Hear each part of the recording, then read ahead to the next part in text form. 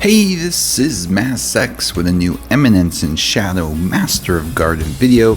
And if you didn't know, it came out this week, Dark Knight Duel Coliseum, which has turned out to be a surprising addition to this game and probably the best piece of content that they have put out, at least in my opinion, for just enjoying the game.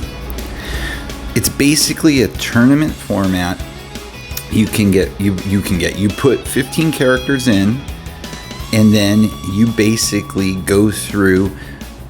You start with the original round where you have to win 3 out of 5, and if you complete all those, and then you go into single elimination. So again, first you go into this qualifier stage, and you'll get 5 people to battle. You'll hit start battle, and then you'll match up who you want to go against them. And then you can proceed through. You can go through skip battle, or you can watch the battles in their entirety. I've been doing skip battle. I actually don't recommend that because you get a better gauge on your characters. I started not skipping now, and I notice I appreciate that more, at least until you get a good idea of who really has significant strength in certain aspects of the game. But that's totally up to you. To go through, pick who you want to go against them, and once you use one of those characters, of course you can't reuse them during this round, so I do recommend using who you think can win but the lower tier as much as possible. So what I tried to do is pick lower tier characters at first, just in case you get surprised by a higher tier character later on. Now again, there's pluses and minuses to that. The plus is, you have your higher available characters. The downside is the point system in this game. It's based off a couple different things apparently, and what it is how much HP you have left, how much time is left, etc., etc. And it gives you different gauges that you can look at when you're playing so you can see. But point accumulation becomes crucial, which I had to learn the hard way after doing it day 1 and had to adjust day 2 to try to maximize more points to go up the leaderboard. And I think I'm at 17 now, but after the first day I was like in the 40s, and that's because I wasn't paying attention. As you can see, there was an HP bonus. It will show you the bonuses, so pay attention to that so you know when you're setting up your battles. Again, sometimes I just like to run into things, not pay any attention, which is always not the smartest thing. But I was having so much fun with this on day 1 that I didn't really care, and quite honestly I didn't, and I still don't. As I play it more, I'm just going to get more nuanced at it like everybody does. But the prize structure is nice because quite honestly there's not a big difference between the levels. If you play this, you're going to get prizes. If you qualify in the first 1,000, you're going to get some good prizes. It's actually pretty amazing what they've done.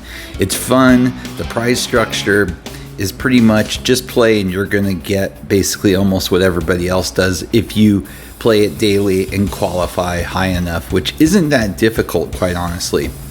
But as you can see, you just keep going through. And if you win your first 3 battles, it just stops there, just so you know. So it is fairly quick. It doesn't have to be time consuming either. It just matters how much time you want to spend on analyzing your battles. Like right there, you can see again what my HP bonus was, as well as time bonus and battle bonus. Those are the 3 big bonus structures in here. So it does pay to win with high HP, like I did with my Rose there at 98.6%. So once you get through that initial qualification, as you can see up there, you get to the knockout stage. And again, same thing. You'll see the attack multipliers. They'll give you all the breakdowns for it. And now you see who you're playing and you pick how you want to go against them. Again, similarly, 3 out of 5.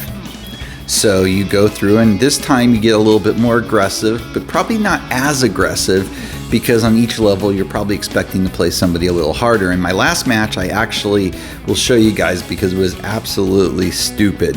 My bonus got basically killed, but it's a great battle to watch.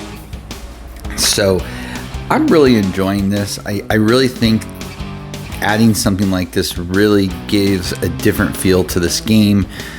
the other battle formats against players have kind of become tedious and boring.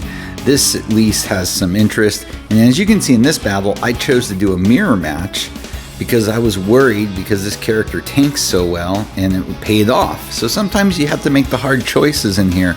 Normally you would go with the color advantage, but sometimes characters are just a little better than that. This is the match I was talking about here. This is the finals for my knockout round. And as you can see, I was very worried, okay? This is a match that, with that bleed can be so problematic, and you're going to see exactly why. It is problematic. And man, I got lucky, on this one. And you will see this fairly quickly. It starts off pretty clean.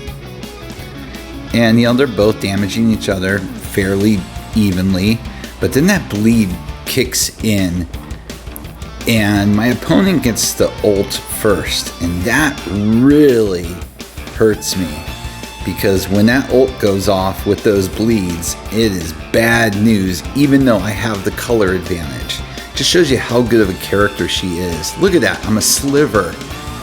But then he comes in, and if you have this character, you know how flippin' much damage he can do. And boom, it was over. But my HP points on this one, 0. Oh, that hurt, as well as the time bonus at 6.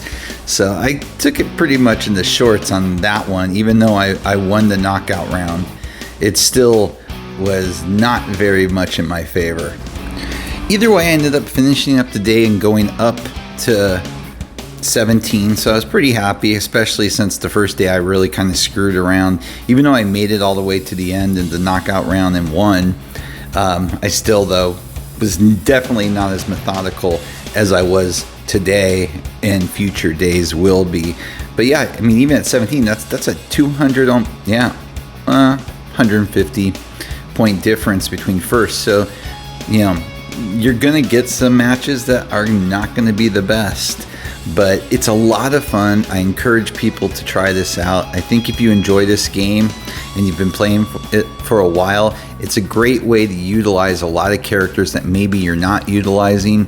And I do gotta recommend, when you are building your 15, go by color. Don't go by strongest. So at a minimum, set yourself up with 3 of each color, and then supplement the rest with who you think are your best remaining characters. And the reason why I say that is color advantage does go a long way when you're in these battles.